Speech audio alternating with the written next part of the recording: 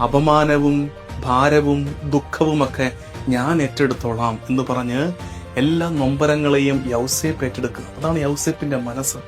ആ മനസ്സ് കണ്ടാണ് ദൈവം ഇറങ്ങി വന്നിട്ട് പറയുന്നത്, യൗസേപ്പേ, നീ വേണോടാ എന്റെ കൊച്ചിനെ വളർത്താൻ. എന്റെ കൊച്ചിന് നീ വളർത്തുപിതാവാകണം. കാരണം നിന്നെ കണ്ട്, ഈ മനസ്സ് കണ്ടു വേണം ഈശോ ഭൂമിയിൽ വളരാനെന്ന് ദൈവപിതാവിന് നിശ്ചയമുണ്ടായിരുന്നു. മറ്റുള്ളവരെ അപമാനിതരാകരുത്. അതൊരു വലിയ മനസ്സാണ്, യൗസേപ്പിന്റെ മനസ്സാണ്.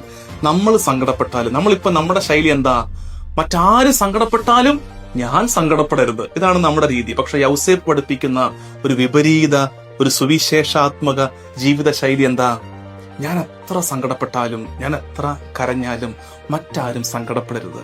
മറിയം സങ്കടപ്പെടുന്നത് അവന് കാണാൻ വയ്യ. നമ്മൾ പ്രാർത്ഥിക്കണം പ്രിയമുള്ളവരെ. യൗസേപ്പിന്റെ മനസ്സും നമ്മുടെ ഒരുപാട് അകലമുണ്ട്. ഞങ്ങൾക്ക് യൗസേപ്പിന്റെ ആ മനസ്സിന്റെ പങ്ക് തരണേ കർത്താവേ എന്ന് പ്രാർത്ഥിക്കണം.